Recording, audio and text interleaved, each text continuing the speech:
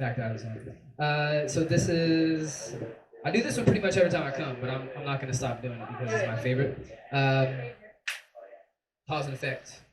Yes. All right. There once was a handful of people on an island. These five took care of the small space they survived in, and their plan to thrive was a design that coincided with the integrity of their environment.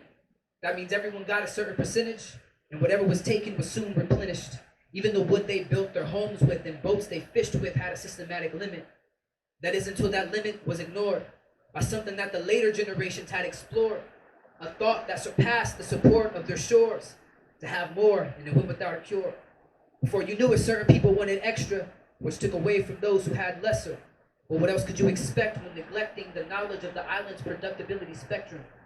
Unchallenged, absurd, unbalanced, some saw the conclusion, but majority would doubt it. All the trees cut from the greed that they seemed to increase took the island's only vegetative means. Now a scene that was once so rich now would not allow any life to exist. I present the extent of cause and effect, an attempt just to get you to pause and reflect.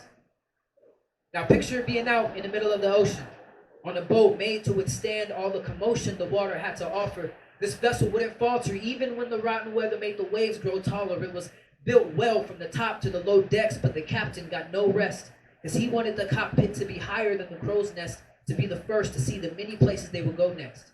So he ordered his crew to disperse, and at first, they didn't see the doom as they searched for the items that would add height to advance the captain's sight with delight so he wouldn't have sad nights.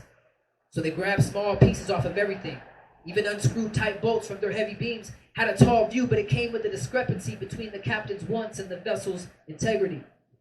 In 2 weeks, the crew built a new peak as loose seams proved weak and gave way to huge leaks. They satisfied the captain, but they couldn't believe that he didn't care to have the water up to their knees. So what once was a steadfast ship now sank to the bottom of the ocean's abyss. I present the extent of cause and effect and attempt just to get you to pause and reflect.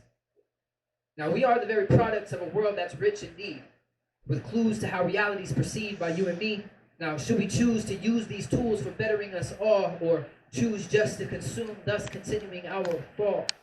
I dream of times where eyes are not our only link to proof, where we've ghosted all the social walls that keep us from the truth, where oneness is the message we project down to our youth so human growth can take the place of our irrelevant disputes.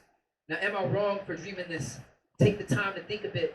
Our greatest achievements serve as reasons why I do not seem to get how some cannot imagine having everything we need, similar to how some slaves cannot imagine being free. But what I've learned from history is that persistence is the key. So I'll proceed to sow this intellectual seed because I believe every single human being can help our problems get corrected. All it takes is one, and change will come if we are all connected. Yes!